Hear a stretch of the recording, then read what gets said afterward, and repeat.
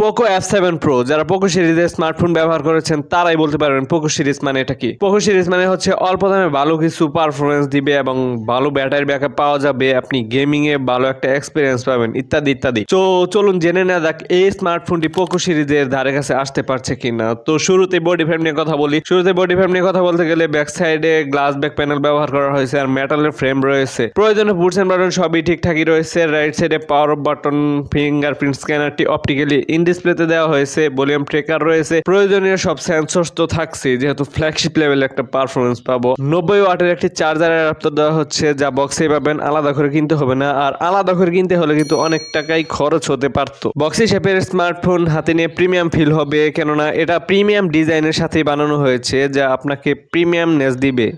Box content হিসেবে পেয়ে যাচ্ছি সবই যা যা দরকার। ডিসপ্লেতে রয়েছে 6.67 ইঞ্চের একটি QHD+ Pro AMOLED dot display যাতে কর্নিং গরিলা গ্লাস 7i এর প্রোটেকশন রয়েছে। তারপর একটি গ্লাস পেপার ব্যবহার করার চেষ্টা করবেন, কেননা হাত থেকে তো বলে কয়ে পড়ে না ফোন। ডিসপ্লেটি টাচ রেসপন্স হিসেবে রয়েছে 120 হার্জ এর রিফ্রেশিং রেট রয়েছে স্মার্টফোনটির ডিসপ্লে, যা আপনার ডে টু ডে লাইফকে আরো সহজ করে দিবে। ডিসপ্লেতে হাই ব্রাইটনেস হিসেবে 3200 নিটস পর্যন্ত পিক ব্রাইটনেস দিতে পারে, যা ডিরেক্ট সানলাইটও ভিজিবল হতে পারে। আর ডিসপ্লেটি অনেক কালারফুল হওয়ার কারণে আপনি একটা ভালো এক্সপিরিয়েন্স পাবেন এই ডিসপ্লে থেকে। ডিসপ্লেটির টাচ স্যাম্পলিং রেট হিসেবে রয়েছে 2560 Hz পর্যন্ত টাচ স্যাম্পলিং রেট রয়েছে যখন আপনি টার্বো মোডে গেম করবেন। আর যারা গেমার্স আছেন তারা এই ডিসপ্লে থেকে একটা এক্সপিরিয়েন্স পাবেন প্রো লেভেলের। যারা প্রো গেমার আছেন তারা ওই স্মার্টফোনটি চয়েস করতে পারেন। রয়েছে pro HDR display, HDR10+ support, Dolby vision আর অসংখ্য সার্টিফিকেশন রয়েছে যা আমরা এই ভিডিওতে বলতে চাই না। স্মার্টফোনটির রিয়ারে দুটি ক্যামেরা সেন্সর রয়েছে। প্রথমটি হচ্ছে 50 মেগাপিক্সেলের একটি সেন্সর। তো এটা ছোটখাটো সেন্সর মনে হতেই পারে আপনার কাছে, কেননা এই বাজেটে আমরা এর থেকে বড় সড়ো সেন্সর আশা করতে পারি, এটাই স্বাভাবিক। আর ছোটখাটো সেন্সর হলেও এটা দিয়ে আপনি ভিডিও রেকর্ড করতে পারবেন সর্বোচ্চ 8K 24 FPS, এটাও কিন্তু কম নয়। তারপরে পাশাপাশি 8 মেগাপিক্সেলের আলট্রা ওয়াইড সেন্সর তো থাকছেই।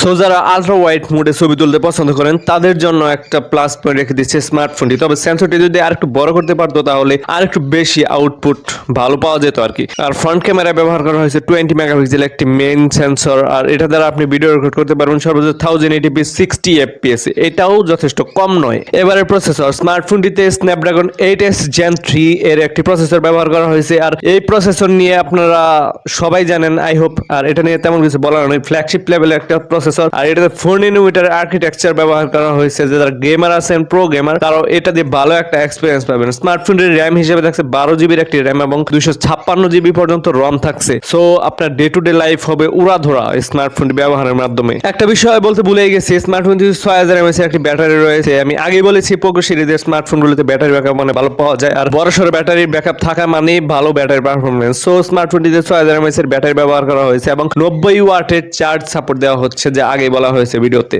স্মার্টফোনটিতে কিন্তু এসেছে HyperOS 2 বেসড অন Android 15। যারা লেটেস্ট ইউজার আছেন, যারা এই স্মার্টফোনটি কিনবেন আশা করি অনেক দিন ধরে স্মার্টফোনটি ব্যবহার করতে পারবেন। তাছাড়াও অসংখ্য ফিচার ব্যবহার করা হয়েছে স্মার্টফোনটিতে এবং অনেক কিছুই নতুনত্ব আনা হয়েছে স্মার্টফোনটিতে। একটা বিষয় কোম্পানি স্পেশালি ক্লেম করছে যে তারা এই স্মার্টফোনটিতে সবচেয়ে বড় অ্যাক্সিস মোটর মানে ভাইব্রেশন মোটর ব্যবহার করেছে, কারণ আপনার স্মার্টফোনটি যখন ভাইব্রেট করবে, স্মার্টফোনটিতে লেটেস্ট কানেক্টিভিটির সাথে থাকছে ওয়াইফাই 7 এবং ব্লুটুথ 5.4 বলতে মানে জাস্ট লঞ্চ হওয়া ব্লুটুথের আপডেট ভার্সন এই স্মার্টফোনটিতে লঞ্চ করে দেওয়া হয়েছে, যা অবশ্যই একটি প্লাস পয়েন্ট স্মার্টফোনটির ভ্যালু বাড়িয়ে দেওয়ার জন্য।